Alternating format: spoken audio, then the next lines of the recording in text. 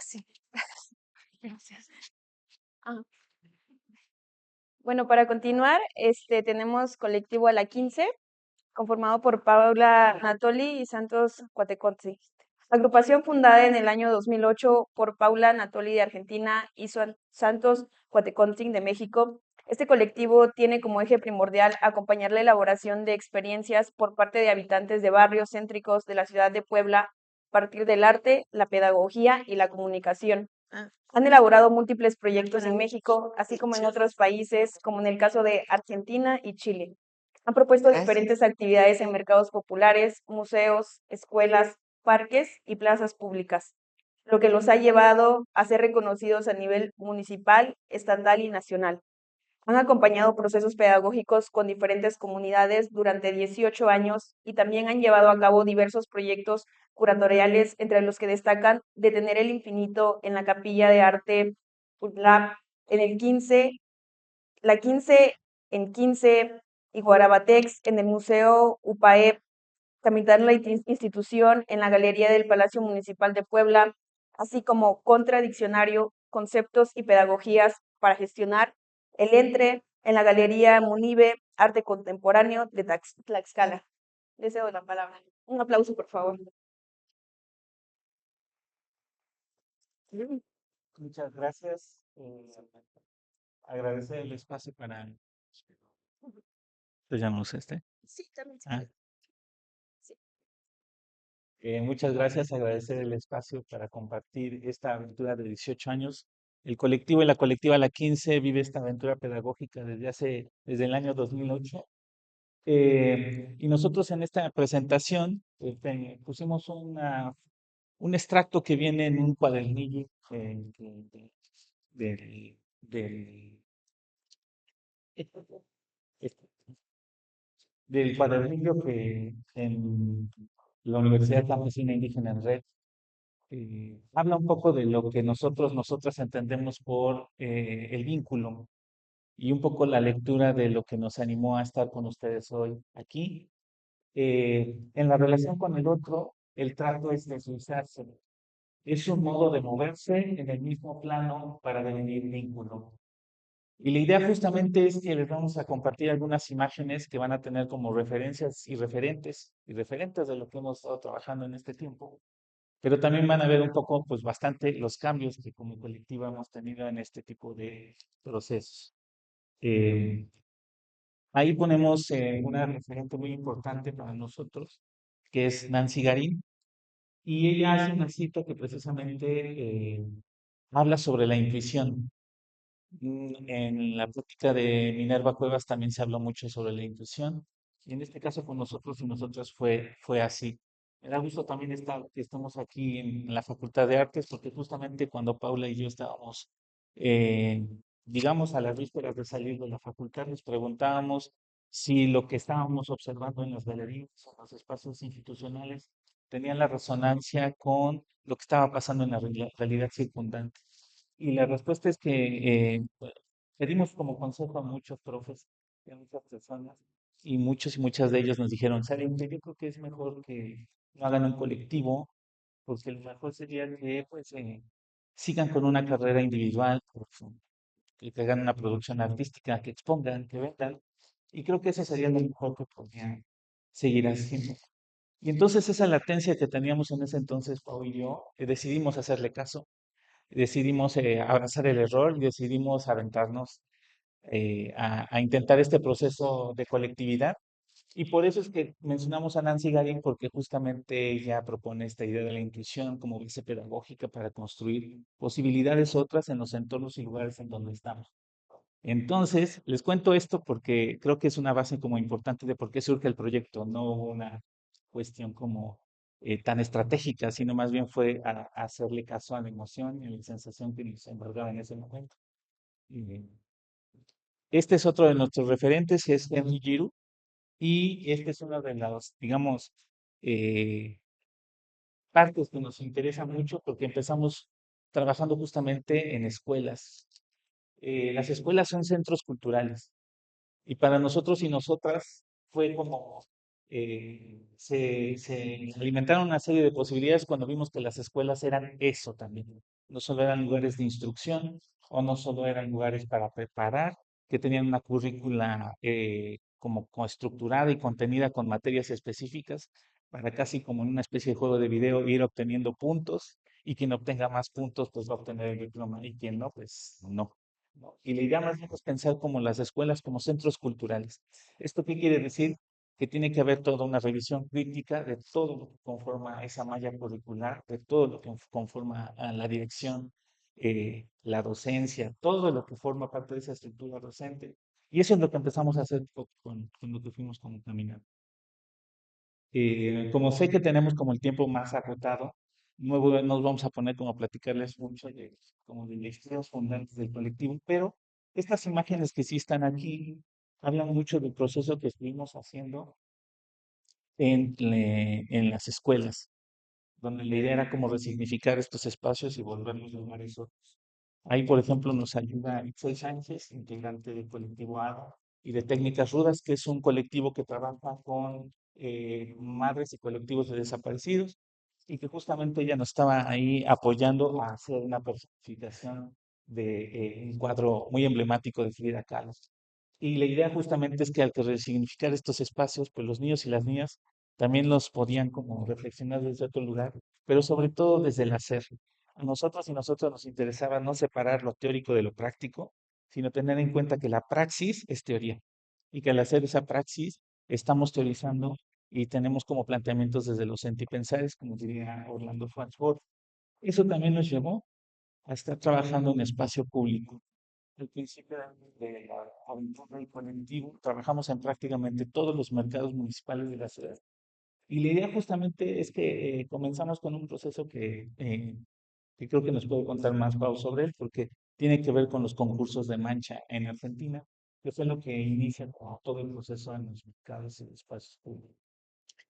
En esta etapa todavía, en realidad es anterior al proyecto de Ojitos Bien Abiertos y principalmente era observar, pero desde la práctica de la infancia íbamos a un parque y observábamos.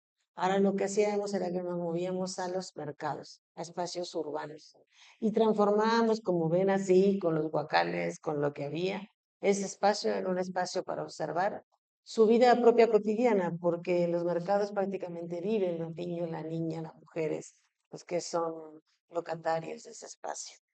Entonces, en primera instancia era observar. Ahí fue el primer error en cuanto que si ven, decía concurso. Hemos abrazado muchas veces el error cuando hemos ido caminando y dijimos, no, ¿cómo concurso? ¿Por qué competir? Entonces al final lo que hacíamos era, ellos se entregaban los que querían la pintura que habían realizado y se les entregaba algún presente. Todavía con este chip del artista, ¿no? Esta cuestión de que tenían que reconocer las artes, como si las artes no estuvieran ya en esos espacios. Esto ha sido una de las cosas, insisto, que nos han llevado después a los siguientes procesos. Ahí encontramos casi como por azar el aprendizaje no formal, es decir, de trabajar como en estos procesos formales e informales. Encontramos lo no formal como un campo muy importante para construir aprendizajes colectivos que se fueran haciendo en construcción y colaboración con todos y todas, con todos sus sentipensares, sus perspectivas. Y eso es un eje del colectivo en estos 10 años, el acompañamiento con comunidades que son la niñez que está en estos espacios, en este caso son los mercados, ¿no? La idea es justamente, en la medida del posible, evitar los procesos adultocentristas, es decir, como en este sentido, imponer cierto criterio para, y más bien propiciar un espacio a otro para que los niños y las niñas puedan dar su opinión, puedan dar su perspectiva y puedan hacer lo que en ese momento creen conveniente.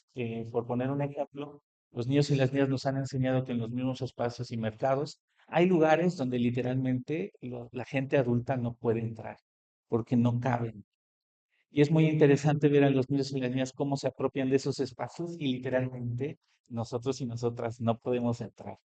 Y ellos y ellas construyen ese espacio de juego, de complicidad, de diálogo, en un lugar donde generalmente están muy ligados a las actividades comerciales porque las familias están trabajando ahí. Entonces, es un poco la idea de lo que este nos Yo creo que me voy a brindar la cita de Paulo Freire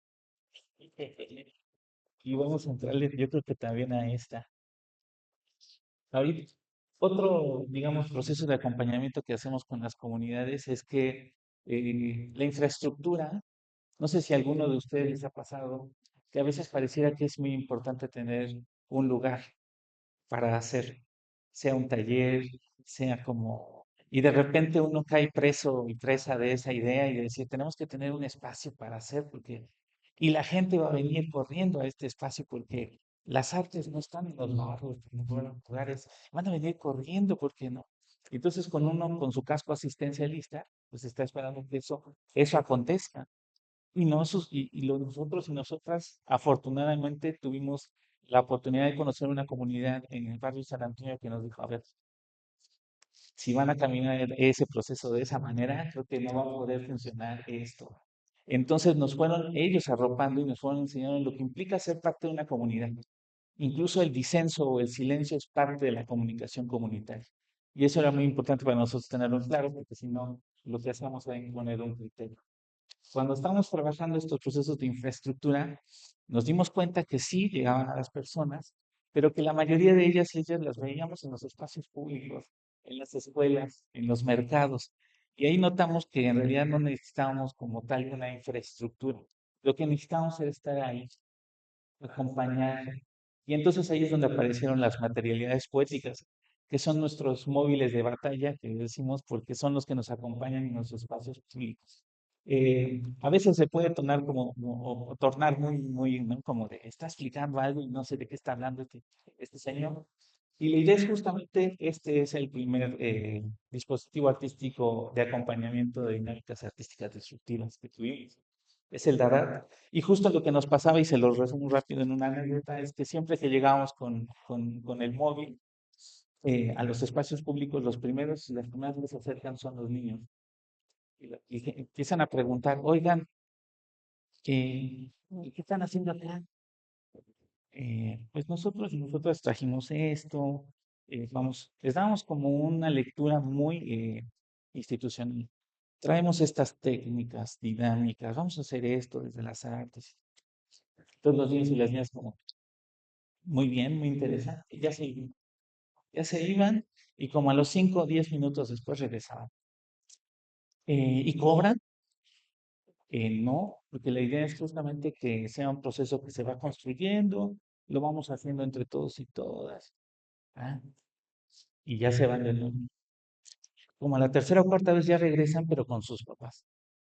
Y entonces dicen, queremos participar, queremos hacer algo. Las primeras veces que nosotros íbamos con el dispositivo, teníamos mucho todavía esta idea de hay que llevar material y hay que llevar esto porque hay que estar preparado para...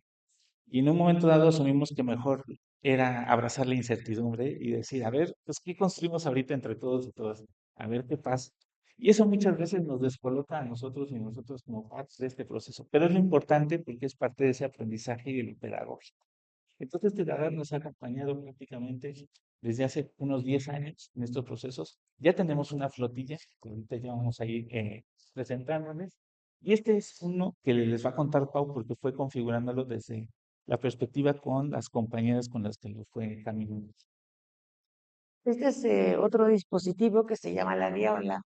Una de las pistas de los dispositivos es que son objetos resignificados, que lo que hacen en realidad es un objeto frontera, es algo que conoces, pero cuando está en funcionamiento dices, pero no funciona de la misma manera.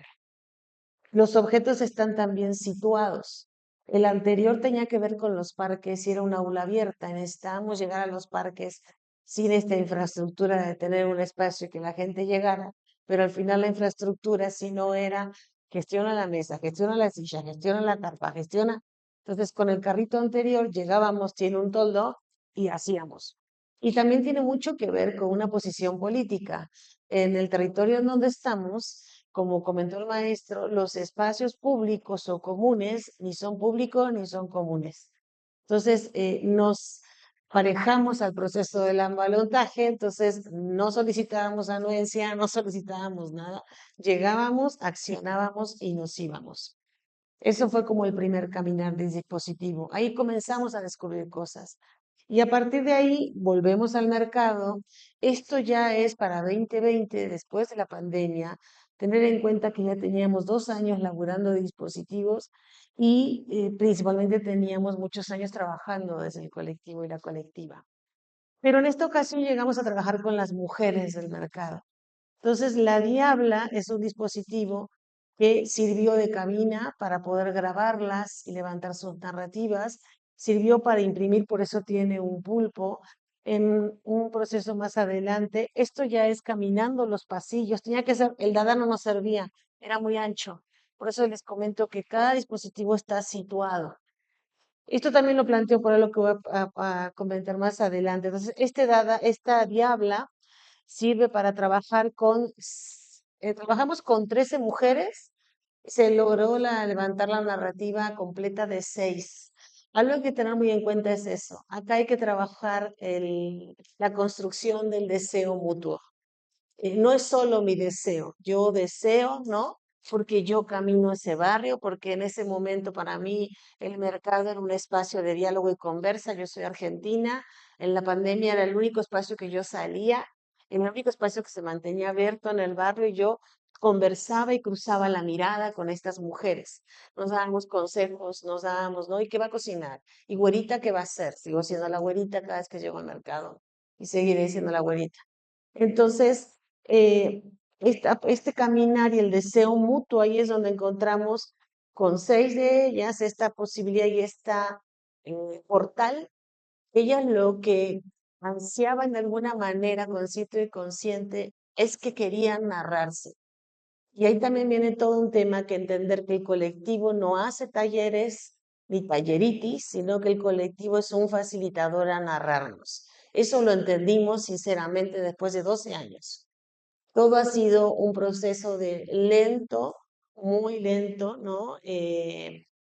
A muy fuego, en verdad, desde la amorosidad y paso a paso y con los tiempos de las otras y los otros. Ella es una de las primeras mujeres que aceptan este proceso, trabajamos trabajo y maternidad. Justo había tenido una beba que se llamaba Paula y levantamos las narrativas. Después de levantar la narrativa, lo que hicimos fue una atenta escucha, se te hacen todas las traducciones, o sea, la transcripción, perdón, de las entrevistas, y a partir de esa transcripción se eligen 360 frases, de las cuales se eligen una parte para estas fichas que ven acá. Esa es otra, somos artistas plásticos, la mayoría artistas plásticas, y creíamos que teníamos que llegar a dibujar y pintar, y claro que no. Acá en la potencia estaba en la palabra, acá la potencia estaba en la conversa, porque su potencia está ahí. Entonces, a partir de esto, regresamos con el dispositivo y armamos un texto colaborativo. Ellas elegían qué tarjeta iba, en la Diabla iban colocando el orden y después fuimos a una prensa tipográfica y se hizo una edición, una libra, digo yo, de artista, de muchos artistas que son ellas mismas y construimos este pequeño libra de artista o libra de autora. Estas frases también se hizo otro recorrido y se les preguntó dónde les gustaría que se imprimieran. Porque uno empieza a fantasear, que la bolsita, sí, pero ¿no? ¿Qué tan pertinente o qué tan trascendente es eso con quien estamos co-creando? Entonces, eligieron los mandiles y ellas eligieron qué frases, solo 5 fueron las que eligieron para eso. Porque hago mucho énfasis en esto, porque el momento de estar revisando decían, esta frase está muy bien, pero es muy íntima y no quiero que esté ni en el texto ni en él. Esta frase, pero ellas hacían esta elección de qué quería y cómo querían narrarse según el proceso que llevábamos. Pongo esta pequeña foto en una esquina, porque uno de los grandes retos que tuvimos es cómo regresar al cubo blanco, porque nos agarró bastante alergia con él, porque trabajábamos todo a piso y decíamos, ¿cómo regresamos sin hacer que estos procesos sean deslactosados? Sin que en verdad fuera también pertinente que eso pasara. Aparte en estos procesos también se llega a los podcasts. En este caso, de este caminar, fueron narrativas casi de corrido de ellas y son sus propias narrativas. Y son 5 podcasts, hay una página. Y luego, cuando llegan los 15 años y decidimos que queríamos regresar al cubo blanco, que no fue blanco, fue de muchísimos colores, eh, se generan otra vez frases, otras frases diferentes para presentar el- la, la publicación y se entregaron materiales de bordado y en la plática el que quería bordar podría bordar. Sin querer queriendo, cuando terminamos la plática, arriba de la diabla, pueden ver acá en un lado, ahora les muestro la otra diapo, Sí. acá en un lado, quedaron las cosas del bordado, pero sin querer, o sea, no fue algo previsto. Y un día llegamos a la galería y ya toda la mesa, que en realidad era para otro proceso, estaba ocupada y las personas bordando, hombres y mujeres. Eso es el dispositivo. El dispositivo es algo que sí está situado, sí tiene un primer fin, ¿no? O invitación, pero ahí entendimos que el dispositivo solo acciona. Es más, quiere más a los dispositivos que a mí a Santos, porque a la escena a veces le caemos bastante pesada por algunas cosas. Pero los dispositivos no tienen vida propia, ¿no? Entonces, también pasó otra anécdota, es que llego un día a la galería y hay un cartelito que dice, regálale una frase a la diabla.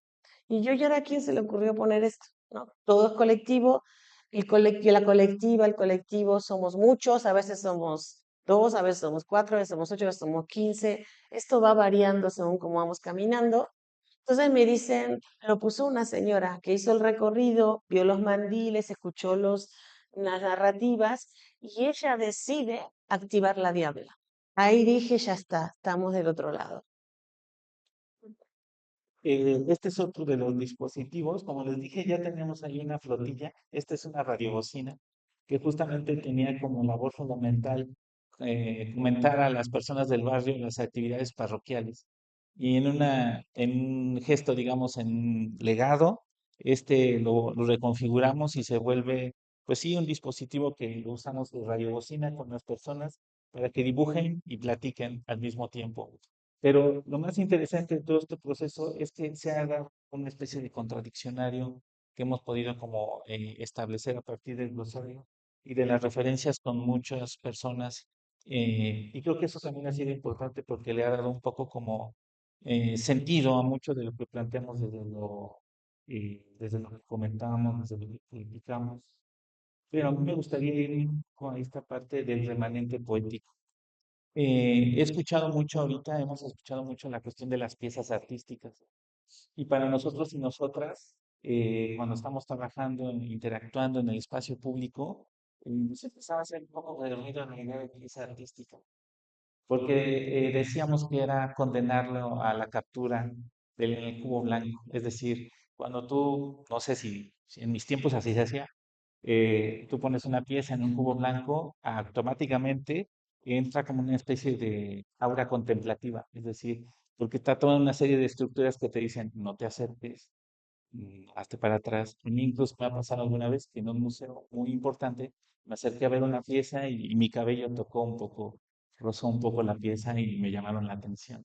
Entonces, esta idea como de la pieza artística, como que a nosotros nos hacía mucho ruido, como bien decía Pau, esto de regresar al cubo blanco, ¿de qué manera? Y entonces encontramos los remanentes poéticos. Los remanentes poéticos es la forma de nombrar eso que en otro momento eran las piezas artísticas, pero ¿con qué objetivo hacemos esta categoría desde el colectivo? Que puedan seguir elaborándose desde las experiencias colectivas. Es decir, que no haya esta como aura de decir, uy, no me voy a acercar a la pieza porque no sé, sino más bien que te acerques y que puedas observar la textura de ese remanente, puedas tocar incluso ese remanente, porque así pasa, y puedas seguir construyendo esa experiencia de otras personas en esa comunidad. Entonces ahí como que destrabamos esta idea de que está allí y tú acá, sino más bien tú también tienes que entrarle si quieres, si te resuena, si te llama la atención, entra. Por eso entramos con esta idea del remanente poético y eso es lo que más o menos ha pasado en algunos. Este es el primer remanente como tal que se configuró y si ustedes ahí en un esfuerzo visual se pueden acercar luego a la pantalla, es un remanente poético que se hizo en un mercado en la ciudad de Puebla. Y hay mucha visualidad ahí, pero sobre todo hay mucho diálogo intergeneracional, porque en esa visualidad participaron niños, niñas, adultos, personas que solo iban como transitando con su bicicleta y dijeron, ¿puedo pasarle la rueda encima? Y le decimos, adelante, si tú puedes pasarle la rueda encima, adelante. Se ven hasta los huecos de los mosaicos de todo esto, y así fue quedando el remanente poético. Y la idea es que es un proceso colectivo, es decir, no hay un autor, no hay un autor, sino hay una comunidad que está construyendo ese sentir, pensar en ese momento, porque en otro lugar no va a volver a pasar, ni de la misma forma. Entonces, esto nos ha llevado justamente a un proceso en el que ya entramos en la recta final porque nos acercamos justo a los últimos años en los que ya hemos trabajado más del proceso intergeneracional y ahí trabajamos ya en forma con las mujeres con este proyecto con el que está, todos los procesos están en tiempo presente. Eso también quería contarles antes de pasarle el micrófono. Ninguno de estos procesos acabó. Seguimos trabajando, colaborando y caminando con los niños y las niñas, que algunos de ellos ya ahora son unos jóvenes universitarios. Seguimos construyendo y colaborando con las mujeres del mercado, que algunas de ellas incluso ahora ya no están porque dejaron los puestos para sus hijos y sus hijas. Entonces son proyectos que siguen construyéndose en este momento, no están en pausa. De este caminar y que continúa y no para, sigue la conversa después de este primer encuentro que tuvimos con Narrando lo Invisible y sale el tema del cuidado. La mayoría de las mujeres tienen de 35 a 60 años. Es más, algunas de las mujeres de la fotografía ya no están con nosotros por un tema de sí, el poco autocuidado que nos damos. Son mujeres, como muchas de nosotras, desde diferentes ambientes, que trabajamos desde las 5 de la mañana que nos paramos hasta las 8 de la noche seguro paradas, hasta regresar a casa y acostarnos a las 12 o 1. Entonces hay un desgaste y hay un poner la cuerpa. Los 365 días, porque ellas solo se toman de 3 días a una semana de vacaciones con suerte, nada más. Muchas de ellas no tienen día de descanso y van corridos los 7 días y un proceso muy físico, muy, muy, muy físico. Entonces, con ellas, muchos meses después, llegamos y, oye, güerita, ¿y cuándo vas a venir a hacer eso que haces? Ellas no necesitan la palabra arte ni con mayúsculas ni con minúsculas. Ellas saben que ahí están, que son parte de, que co-crean que nosotras.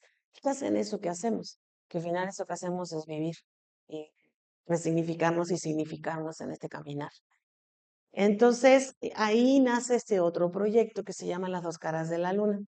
Y en las dos caras de la luna ahora sí nos enfocamos en el tema específico del cuidado. Creamos un artefacto que es el que ven acá abajo y a partir del artefacto quedamos la conversa. Y creamos, para no variar, otro dispositivo, pero ahora sí, para pasar la palabra en el momento, es un pequeño rol tipográfico. Entonces, mientras se daban los recorridos, primero con la conversa de saber cómo te cuidas, qué espacios tienes, ¿no? Diferentes preguntas. Y la última pregunta es cómo nos cuidamos juntas, que era clave porque la siguiente visita iba a ser con el cuidado. Íbamos a hacer un mano vuelta con ese cuidado. Por eso tiene esta pequeña mesita que es para generar ese cuidado. Nos sorprendió mucho porque los cuidados, uno piensa por las uñas, el pelo, la piel, que sí están, pero muchos de esos cuidados que podemos hacer juntas nos dijeron, trabajemos con la autoestima, trabajemos y nos planteaban muchas problemáticas que ellas veían con las mujeres jóvenes, con las mujeres muy adultas. Entonces la prensa sirvió para generar estos remanentes poéticos como el que ven, con la parte tipográfica, para generar intervención a muro y se llevó a cabo una exposición. Y para generar carteles, la forma de trabajar lo del autocuidado en un primer momento, por la misma, ¿no? ¿Y qué es eso? ¿Y qué es? Pues podemos hacer esto con la prensa y pues podemos hacer carteles. Y a partir de su frase se generaron los carteles que se colocaban en el mercado para poder hablar de esto de la autoestima. Esto es una frase de ella, yo valgo, yo puedo, yo soy, ¿no? Entonces, así hay muchas frases y desde ahí fuimos laburando el territorio, entendiendo los tiempos. Hay un tema muy importante con el tiempo y el tiempo regalado, el tiempo dado, lo preciado del tiempo. Para ellas el tiempo todo es trabajo, trabajo, trabajo, trabajo. Y están con nosotras y siguen laburando. Yo les traje, no sé si va a jalar, bueno, uno de los videos, creo que no voy a lograr que se, ahí está. Esto se transforma en podcast, en videos y en otro texto, ahora de diferente formato. Entonces, a ver si se logra. Sí, ¿no? Bueno, mientras le voy contando que ahora fueron podcasts en los cuales la compa que nos acompaña en todo el proceso es Mayra Durán. Ella hace radio comunitaria hace más de 20 años y si ven los formatos es muy diferente a ese formato. Ahí está el dispositivo, somos muchas mujeres y hombres que colaboramos y estamos en el proceso de construcción. Está Mayra, está Iliana, está Gestora MX, está Héctor. Héctor es el que hace la parte de video, Karen es la que hace la parte de levantamiento de fotos. Y ahí vamos caminando, está largo, aparte creo que no se escucha. A ver si logro adelantarlo. Vamos caminando, nos sentamos con Jacqueline y vamos trabajando las diferentes impresiones. Eso es en los diferentes puestos en los que vamos. Y ahí lo que descubrimos también es que el cuidado es un gesto y tiene que ser renovable. Entonces, algo también que descubrimos al escuchar los diferentes materiales que teníamos de grabación, que todo el tiempo nos reímos. Ella, nosotras. Eh, tenemos y creemos que es una cuestión hasta de defensa o de autodefensa la risa.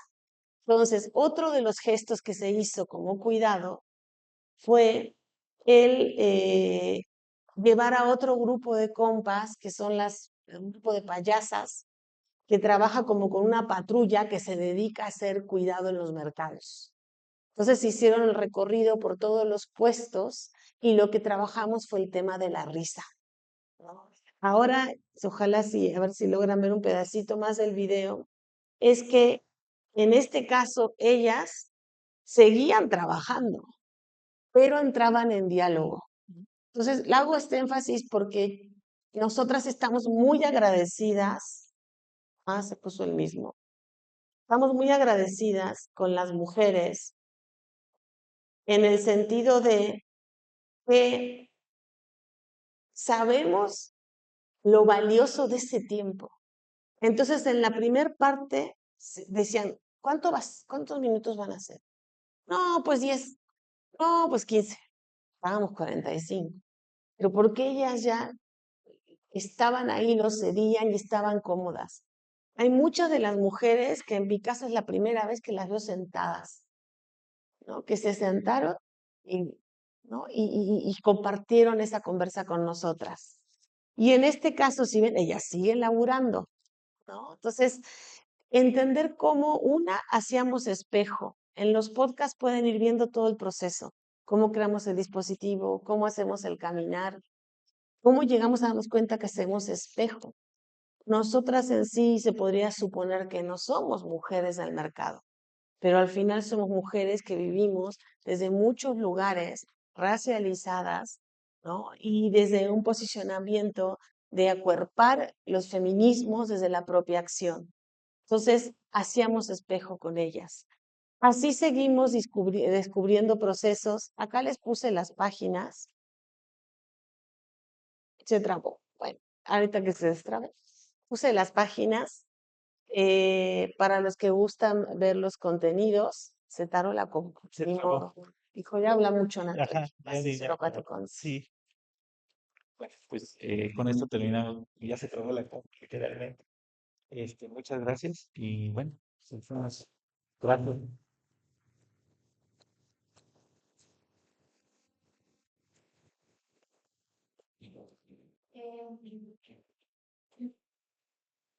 Muchas gracias. Ay, muchas gracias. Muchas Muchas gracias. Gracias. Bueno, muchas gracias por su tiempo, por su paciencia, su comprensión y la escucha. Ya les pedí un años en voluntario, les mejor quieren y cada día de trabajo con el de nuevo, estar en el panel y los demás más, es aquí un poco de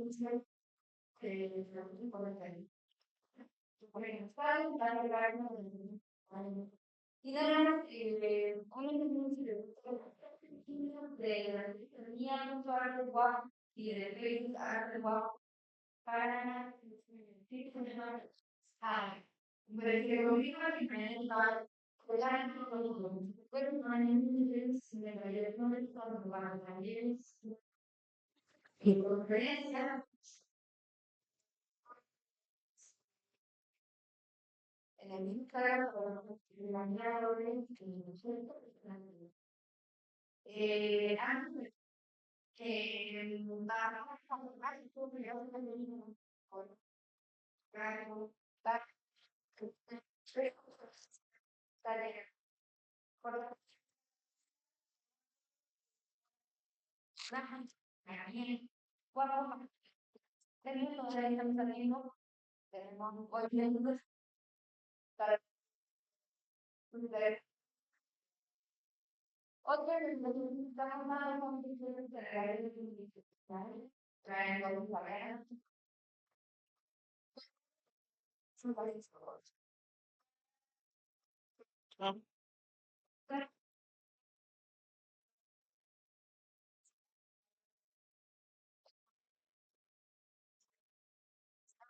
saben cómo estar con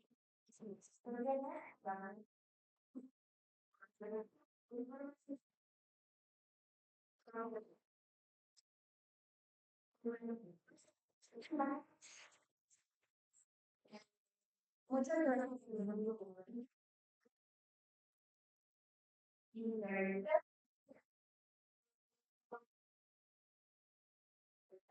muchas gracias por